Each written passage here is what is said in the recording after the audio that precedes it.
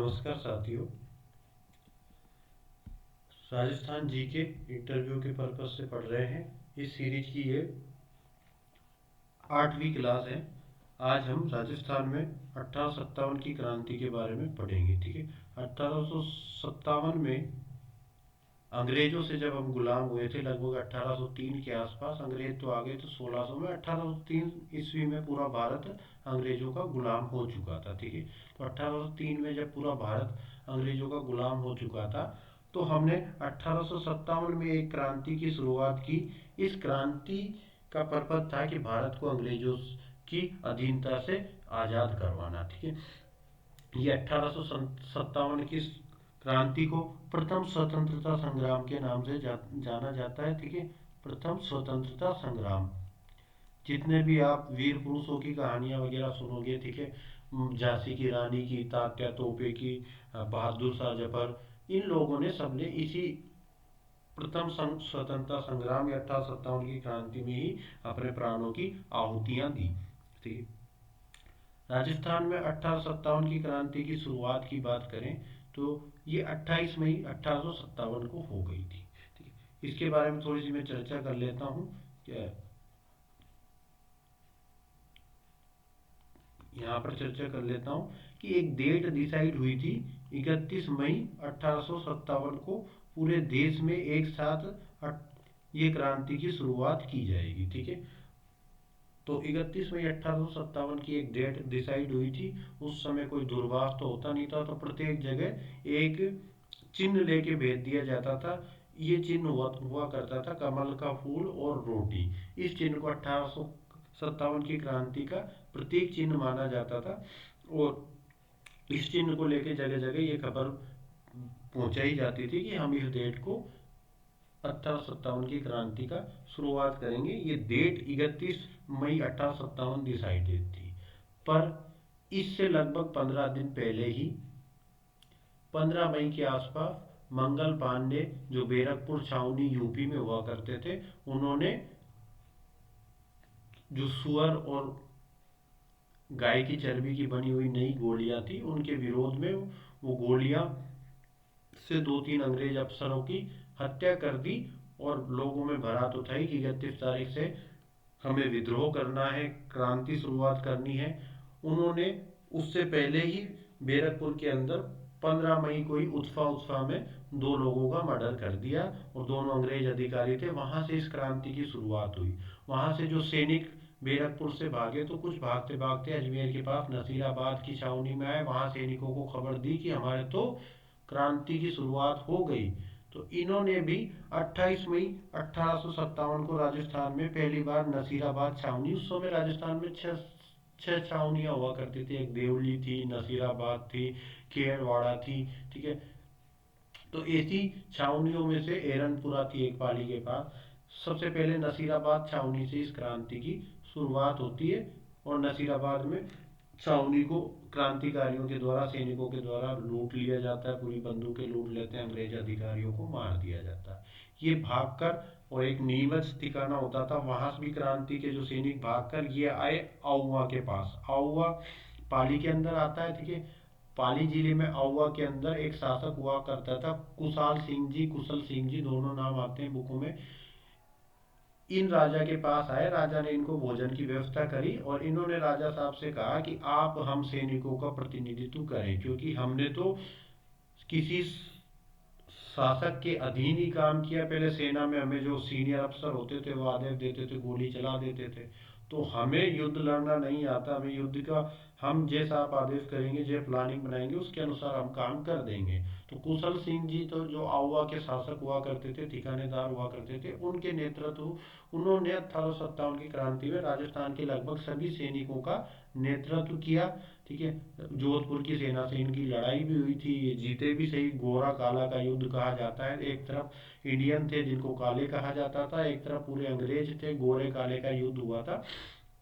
जोधपुर की सेना और अंग्रेजी सेना प्लस कुशल सिंह के नेतृत्व में पूरी यहाँ की आउवा के में कुशल सिंह जी के पास जितनी भी सेनाएं थी, 10-20 हजार, उनके नेतृत्व में ये पूरा युद्ध हुआ थी। आउवा में कुशल सिंह जी की जो माता थी, माता का मतलब जो आध्यात्मिक देवी हुआ करती थी, एक सुगाली माता थी। इनकी आव्वा की ये इष्ट देवी मानी जाती थी। इनकी कुशल सिंह जी पूजा करते थे। तो यहाँ भी सैनिक भी इनकी पूजा करके रोज युद्ध के लिए निकलते थे।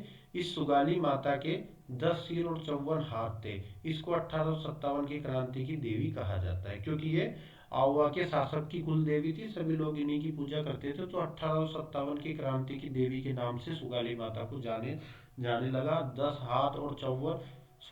सिर और 54 हाथ थे सुगाली माता के। ठीक है, ये थी 1857 की क्रांति। हालांकि कोटा में भी 6 महीने तक क्रांतिकारियों का कब्जा रहा। पूरे भारत में लगभग साल भर तक उपद्रव चला। साल भर बाद अंग्रेजों ने कब्जा कर लिया।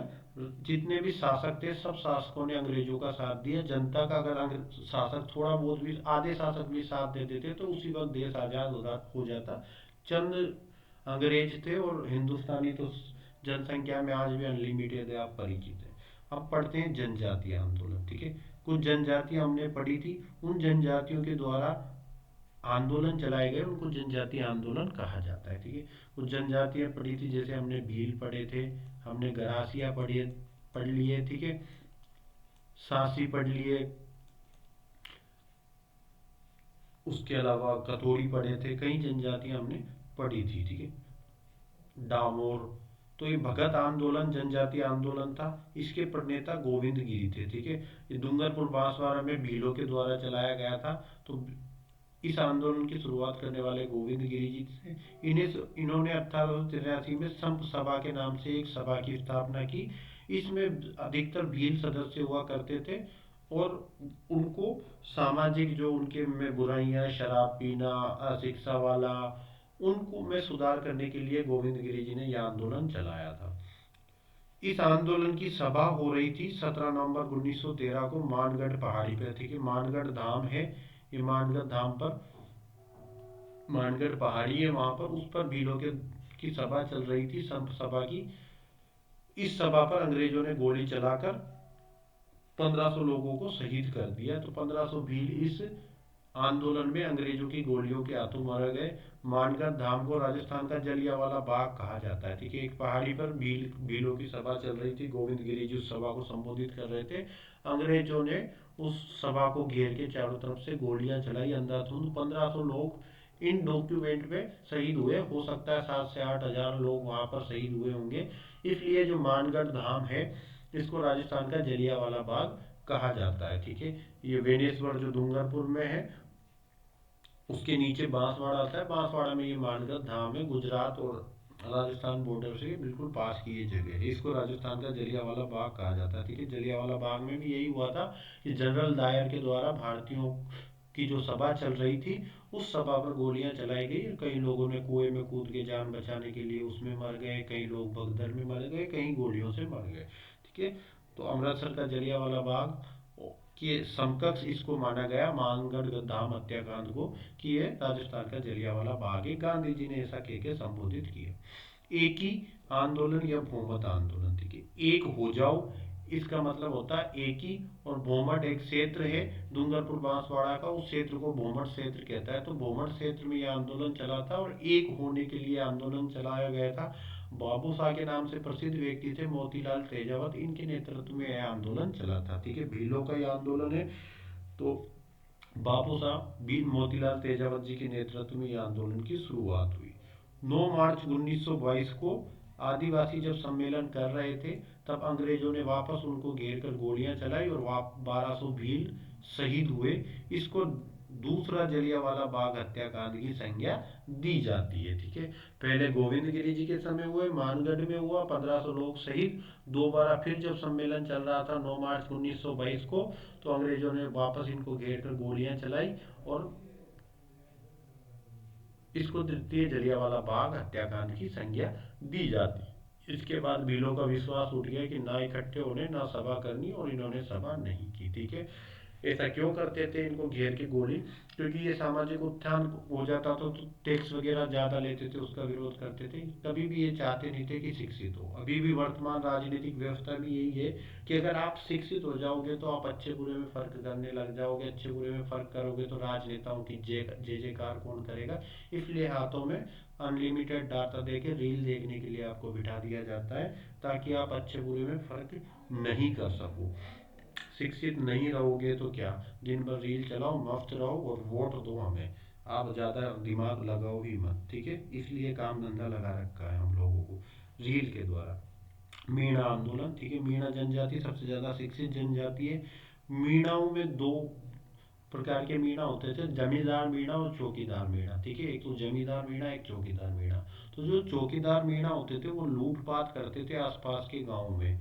तो इस मीणाओं की लूटपाट से परेशान होकर भारत सरकार ने जरायम पेशा कानून 1924 पारित किया, ठीक है। जरायम पेशा कानून 1924 भारत सरकार के द्वारा पारित किया गया। इसमें कहा गया कि चौकीदार मीणाओं में 12 वर्ष से अधिक के सभी स्त्री और पुरुष, जितने भी मीणाओं के चौकीदार मीणाओं के 12 साल से अधिक के स्त्री पुरुष होंगे, वो प्रतिदिन निकटतम पुलिस थाने में हाजिरी देने के लिए इनको पाबंद करता था। तो रोजाना उठकर पुलिस थाने में जाओ, हाजिरी दे के आओ वहां, ताकि आप अपराध करने नहीं गए इसका पता लगता रहे। तो चौकीदार मीणाओं में 12 वर्ष से अधिक के सभी स्त्री पुरुषों को प्रतिदिन पुलिस थाने में हाजिरी लगाने के लिए पाबंद करने वाला जो अधिनियम था, ये कहलाता था जरायम पेशा अधिनियम या कानून। 1924 में इसको पारित किया गया। इसके विरोध में मीणा जनजाति के लिए मीणा जाति सुधार समिति का गठन किया गया, ठीक है। जैन मुनि मगन सागर, जैन संत थे एक, मगन सागर उनका नाम था। उन्होंने मीणाओं के लिए मीण पुराण नामक पुस्तक लिखी, जिनको इनका गीता या बाइबल मीणा समाज का माना जाता है। मीण पुराण ये भगवान विष्णु के मीण अवतार से खुद की उत्पत्ति मानते हैं, ठीक है। वो मीण अवतार से मीणा बने। तो जैन मुनि सागर ने मीन पुराण इनके लिए लिखी, और काफी संघर्षों के बाद, काफी आंदोलन के बाद 1952 में इस जरायम पेशा कानून को रद्द कर दिया गया। तो मीणा जाति के द्वारा एक आंदोलन चला गया, मीणा आंदोलन कहलाता है। और जरायम पेशा कानून को रद्द करने के लिए ये वो कानून चलाया गया, ठीक है। ये कुछ टॉपिक लिख रखा है, जैसे मैंने कहा था कि मैं कृषि पे चर्चा नहीं करूंगा, केवल फसलों के प्रकार बताए, वैसे ही मैं आपको दो चीजों पे और चर्चा नहीं करूंगा, आभूषण और वस्त्र, ठीक है। गहने कौन कौन से आप अच्छी तरह से परिचित है। जो पश्चिमी राजस्थान में रहता है वो हर चीज देख के जाना, मुर्की क्या है ना, जो भी बजट्टी वगैरह होती है, जितने भी छोटे छोटे बड़े आभूषण आपको नॉलेज में है, सारे देख के जाना, ठीक है। फिर भी कोई दिक्कत आए तो मुझे कमेंट करके बता देना कि भाई ये दिक्कत है, तो मैं अलग से व्यवस्था कर दूंगा आपको उसके लिए। वस्त्र की बात करें तो वस्त्र वगैरह आप देख लेना सिंपली कौन कौन से वस्त्र चलते हैं। हालांकि इनसे क्वेश्चन नहीं आएगा, आभूषण से पूछ सकता है, महिलाओं से विशेष रूप से, पुरुषों से नहीं पूछेंगे कि आभूषण क्या है, पर महिलाओं से आभूषण के बारे में पूछा जा सकता है। किसान आंदोलन, ठीक है। किसान इस देश में आंदोलन करने के लिए ही बना है, ऐसा मेरा मानना है, ठीक है। क्योंकि वर्तमान सरकार में भी अभी कल परसों से 13 तारीख से किसान आंदोलन शुरू होगा। किसान दिन भर अपनी खेती करता है, फसल पैदा करता है, और व्यापारी उस फसल के औने पौने दाम लगाकर खरीद लेते हैं, और बाद में जब किसानों के पास माल नहीं बचता, जब ऊंचे दामों पे उस फसल को आगे बेचते हैं। इसलिए किसान बार बार आंदोलन करता रहता है अपनी फसलों के उचित दाम प्राप्त करने के लिए, ठीक है। मिनिमम सेलिंग प्राइस की, एमएसपी की वो डिमांड करता रहता है, इसलिए आंदोलन चलते रहते हैं।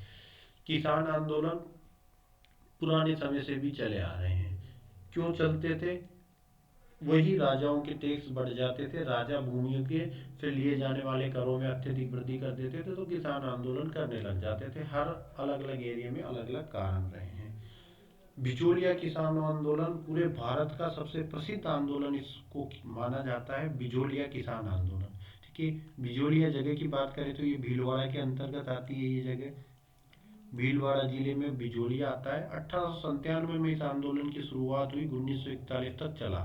तो लगभग 44 साल ये चला, ठीक है। 44 वर्ष तक ये चला। भारत का प्रथम संगठित, संगठित मतलब एक बड़े स्तर पे चलने वाला, सबसे लंबे समय तक चलने वाला अहिंसक किसान आंदोलन है। एक भी व्यक्ति इस आंदोलन में शहीद नहीं हुआ। तो भारत का प्रथम संगठित आंदोलन हुए, भीड़ इकट्ठी हुई, धरना प्रदर्शन, पर एक भी व्यक्ति नहीं मरा। इसका नेतृत्व विजय सिंह पथिक के द्वारा किया था, जिनका भूप सिंह नाम हुआ करता था। विजय सिंह पथिक इनको कहते थे।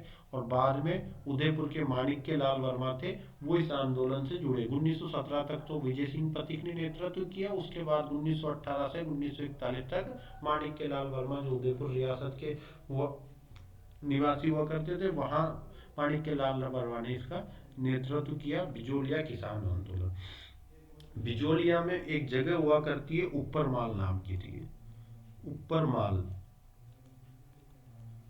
तो ये बिजोलिया से लेके टोक तक भीलवाड़ा जो वाला एरिया है, यह एक बढ़िया शानदार उपजाऊ भूमि है, उसको ऊपर माल बोलते हैं। उस भूमि में पैदावार बहुत ज्यादा होती थी, तो वहां पर टैक्स अनगिनत लगा दिए थे। लगभग यहाँ पर 84 प्रकार के टैक्स थे।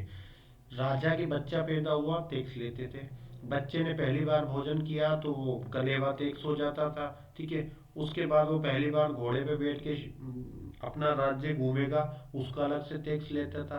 राजा के मेहमान आ गए तो मेहमान का अलग से टैक्स लिया जाता था। बेटी का विवाह है तो चौरी कर ले लेते थे, है ना। कभी न्योत कर ले लिया। ऐसे 84 प्रकार के कर जनता पे लगा रखे थे। जनता करों के भार के नीचे दब रही थी, इसलिए ये बिजोलिया किसान आंदोलन हुआ, ठीक है। ऊपर माल क्षेत्र के किसानों ने शुरू किया। दूसरे आंदोलन की बात करें, है ना, राजा के तो ये मान लो कि बस सब चीजों का टैक्स होते थे। अपने रोने खाने पीने हर चीज के टैक्स राजा इम्पोज करते थे। बेंगू किसान आंदोलन चित्तौड़गढ़ की बेंगू जगह पर हुआ, और राम नारायण चौधरी के द्वारा इसका नेतृत्व किया गया, ठीक है। राम नारायण चौधरी किसान नेता हुआ करते थे, उन्होंने इनका नेतृत्व किया, बेंगू किसान आंदोलन चित्तौड़गढ़ का। नीमू चाणा, नीमू चाणा अलवर की एक जगह है, यहाँ पर किसान आंदोलन हुआ था। इजारा पद्धति के विरुद्ध इस आंदोलन की शुरुआत 1925 में हुई थी। इजारा पद्धति क्या होती है कि पहले जमीन पे ये होता था कि हर साल जो पैदा कर रहा है वही पैदा करते रहो, आप सरकार को टैक्स देते रहो। सरकार ने क्या कर दिया कि हर साल जो किसान पैदा करता है, उस फसल के बाद उस फसल से होने वाली पैदावार के आधार पर बोली लगवाई जाएगी कि इस जमीन को अगले साल कौन लेना चाहता है। जो भी सबसे ज्यादा बोली लगाएगा उसको ही वो जमीन दे दी जाएगी। तो ये इजारा पद्धति कहलाती थी। इससे किसान खुल के खेती नहीं कर पाता था कि कहीं फसल ज्यादा हो जाए तो फिर इसकी बोली लगेगी। तो इजारा पद्धति में बोली लगाकर सबसे ज्यादा बोली वाले किसान को ये दिया जाता था।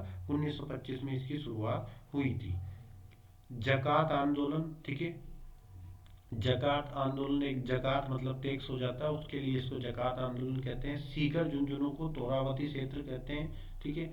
तो ये तोरावटी आंदोलन के नाम से या शेखावती किसान आंदोलन के नाम से जाना जाता है। 1934 में यह आंदोलन हुआ था। तो जकात किसान आंदोलन, तोरावती किसान आंदोलन, शेखावती किसान आंदोलन, तीनों एक ही नाम है।